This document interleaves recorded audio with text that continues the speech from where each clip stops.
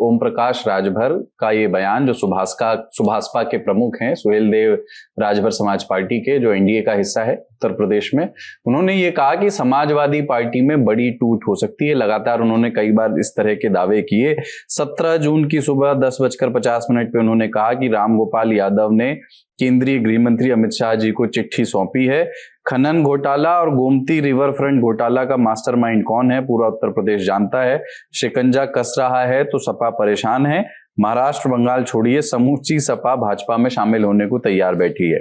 उसके बाद केशव प्रसाद मौर्य का भी ट्वीट आया और उन्होंने कहा कि सपा के 25-26 सांसद तो टूटने को तैयार बैठे हैं, हम लोग तोड़ नहीं रहे हैं। 2027 में वो अपने आप ही टूट करके चले जाएंगे। हालांकि पंकज जी, उसके बाद अखिलेश यादव ने बैठक बुलाई अपने सांसदों की।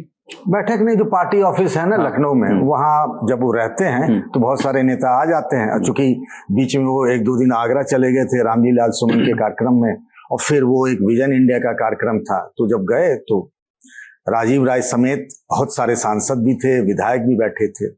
और ये सब जो ओम प्रकाश राजभर जी ने आरोप लगाया, उसके बाद फिर संजय निषाद भी शामिल हो गए, केशव प्रसाद मौर्य भी आ गए।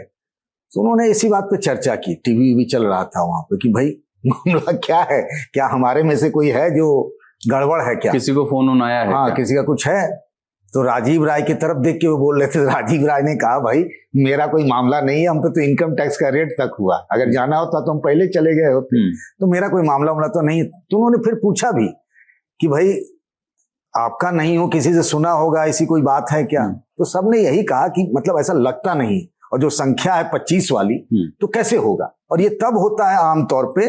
अखिलेश यादव ने ये बात कही कि भाई टीएमसी का उन्होंने जिक्र किया कि भाई टीएमसी के लोग इतने दिन तक 15 साल तक सरकार में थे, तो बहुत सारी चीजें आप उन पर चिपका सकते हैं, केस मुकदमे वगैरह। हम विपक्ष में, हमने क्या करने का कोई ऐसा मौका तो मिला नहीं, तो हम लोग उसमें कैसे जाए? तो शुरुआत में थोड़े से टेंस्ड थे, उन्होंने अपने हिसाब से थोड़ी सी तहकीकात भी की। उनको लगता होगा ना कि चूंकि पार्टी के वो ही राष्ट्रीय अध्यक्ष हैं, सर्वे सर्वा है, कोई कमजोर कड़ी टाइप का। तो उस बैठक से लबो लबाब यही मिलकर निकला कि ओम प्रकाश राजभर जी जो हैं वो चाह रहे हैं कि राम मंदिर वाला जो मामला चल रहा है, जिस पर पूरे देश में बहस हो रही है, इससे अटेंशन डाइवर्ट करने के लिए तो कहीं ये सब एक सुर्रा नहीं छोड़ा गया है। उस बैठक का लबो लुबाब नतीजा जो है वही निकला कि उसी से डाइवर्ट करने के लिए कहा। तो उनको तो फिर भारतीय जनता पार्टी की ओर से उनको ये निवेदन भेजा गया होगा कि आप थोड़ा डाइवर्ट कीजिए, क्योंकि सुभाषपा का राम मंदिर आंदोलन से तो कोई लेना देना रहा नहीं। नहीं, उसकी भी कहानी है कि सुर्रा आया कहां से। देखिए हुआ ये, आपको याद है ना, भारत मंडपम में एनडीए कॉन्क्लेव था, सारे सहयोगी दल को बुलाया गया था, बीजेपी वाले भी सब लोग थे, सारे मुख्यमंत्री और डिप्टी सीएम सब लोग थे। तो एक तस्वीर भी आपने देखी होगी, प्रधानमंत्री नरेंद्र मोदी झाल मुड़ी दे रहे हैं संजय निषाद जी को, प्रकाश राजभर जी को। उसके नेक्स्ट डे ये लोग बीजेपी ऑफिस गए, यहाँ जो अपना दीनदयाल उपाध्याय मार्ग पर हेड ऑफिस है, वहां बीजेपी के एक राष्ट्रीय पदाधिकारी के कमरे में गए, सब साथी थे।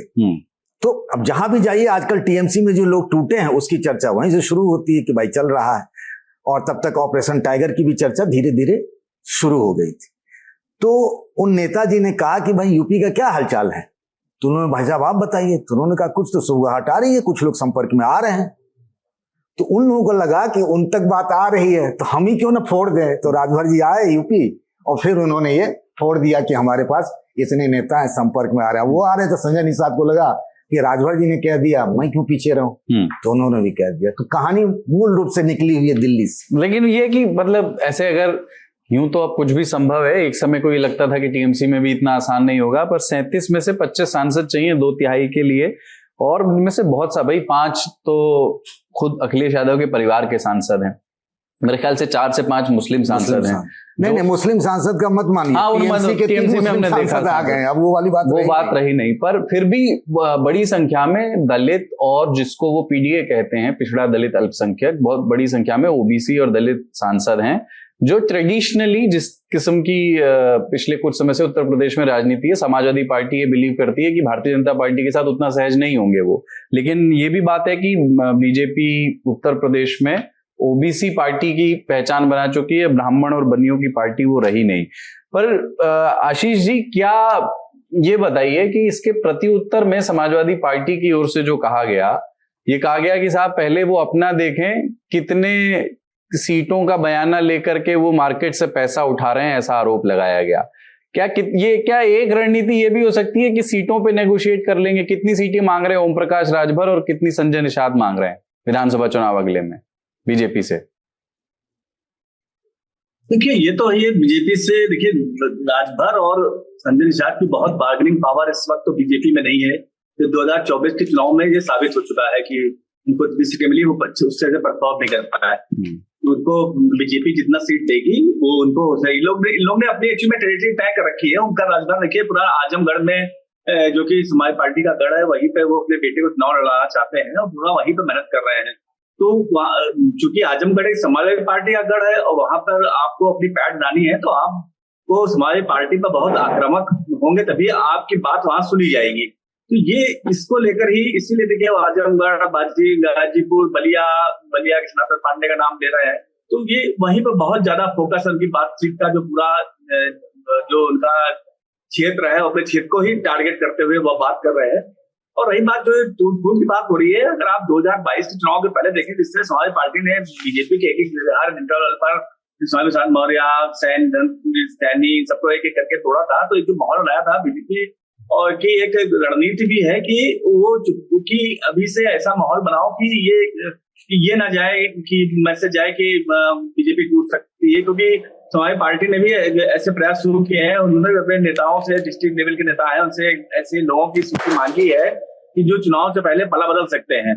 तो ये चूंकि समाजवादी पार्टी भी इस तरह का एक प्रयास कर रही है अंदरूनी तौर पे, तो इसके काउंटर में बीजेपी ने बहुत तरीके से राजभर को आगे किया ताकि उनका मतलब उनकी बात भी हो जाए, उनके ऊपर भी आरोप ना आए कि बीजेपी ऐसा कर रही है। तो राजभर को आगे कर आप राजभर के ट्वीट देखिए, इधर एकदम से एक साल से वो एक महीने से जिस तरह से उनके फेसबुक पे जो वो लिख रहे हैं, वो आपको उसकी शैली ही आपको समझ में आ जाएगा कि उससे पहले कि आप ट्वीट देखिए और ट्वीट देखिए भाषा कैसा है और कितना पिन पॉइंट टारगेट किया जा रहा है।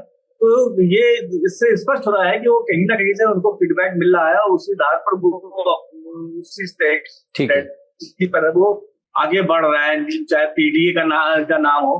तो ये क्या जो भारतीय जनता पार्टी है वो राजभर के बहाने ये आजमगढ़, बलिया, गाजीपुर इधर की जो एरिया है जहां पर बीजेपी ने पिछली बार लोकसभा में और विधानसभा क्षेत्र में खराब प्रदर्शन किया था, वहां पर एक पैड बनाना है, वहां समाजवादी पार्टी को कमजोर करके उनके प्रति एक दुविधा की भावना, दुविधा पैदा करना है राजनीतिक रूप से कि भाई समाजवादी पार्टी में अंदरूनी कुछ नहीं चल रहा है, खराब चल रहा है और वहां के लोग नाराज, उनके खुद नेता नाराज हैं। तो एक माहौल बनाने की कोशिश कर रही है, किया जा रहा है। इसमें अभी कितना सफल होते हैं ये तो बाद में रहेगा, लेकिन अभी ये सिर्फ बयानबाजी है और उसमें ऐसा कोई खास नहीं।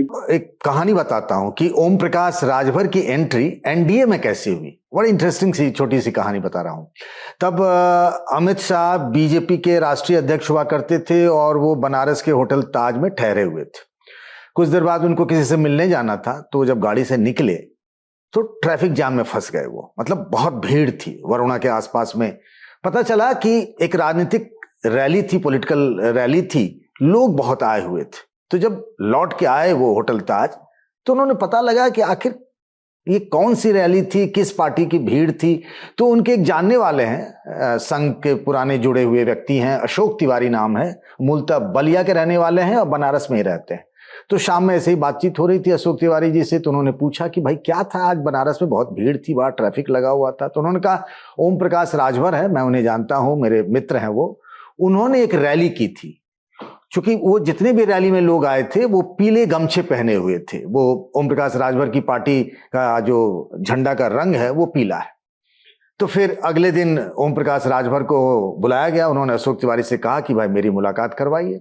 तो पहली बार मुलाकात हुई, ये साल 2016 की बात है, ओम प्रकाश राजभर की अमित शाह से। तो अमित शाह उनकी बातचीत से और जो उनकी पॉलिटिकल समझ है पूर्वांचल में राजभर वोटरों का, उससे बड़े इंप्रेस्ड हुए। तो उन्होंने कहा कि एक काम करिए, मैं ओम प्रकाश माथुर से बात कर लेता हूं।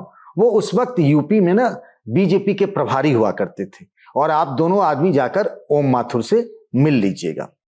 उसके बाद अशोक तिवारी और ओम प्रकाश राजभर दोनों दिल्ली गए। ओम माथुर से उनकी बातचीत हुई, मुलाकात हुई। उसके बाद मिलके ये लोग दिल्ली लौट आए। उसके बाद फिर अमित शाह के यहां से इनके पास फोन गया ओम प्रकाश राजभर के पास। फिर ओम प्रकाश राजभर गए दिल्ली, अमित शाह से मिले, उसी दिन फिर प्रधानमंत्री नरेंद्र मोदी से उनकी मुलाकात करवाई गई और फिर इस तरीके से हुआ कि उनकी एंट्री एनडीए में हुई। लेकिन उससे पहले अमित शाह ने कहा, खुद ही ओम प्रकाश राजभर ने कहा प्रधानमंत्री नरेंद्र मोदी के सामने कि हम चाहते हैं कि भोजपुरी में वो बोले कि हम चाहत बानी कि हमने वो रैली करी और में आप भी आइए, आपको न्योता देंगे, हम पूरा एकदम हर तरफ पीला पीला कर देंगे। तो उसके बाद मई, मुझे याद है मई के महीने में मऊ में एक बड़ी सी रैली हुई थी रेलवे ग्राउंड में, और उसमें ओम प्रकाश राजभर का एक तरीके से शक्ति प्रदर्शन था। वो अमित शाह गए थे, प्रधानमंत्री नरेंद्र मोदी तो नहीं जा पाए थे। ये बात 2016 की है। और उसके बाद 2017 में एनडीए में थे और मिलकर चुनाव लड़े ओम प्रकाश राजभर। बीच में चले भी गए थे एनडीए से बाहर, समाजवादी पार्टी के साथ चले गए थे, लेकिन फिर लौट कर वो एनडीए में आ गए। चलिए, बहुत बहुत शुक्रिया आपका।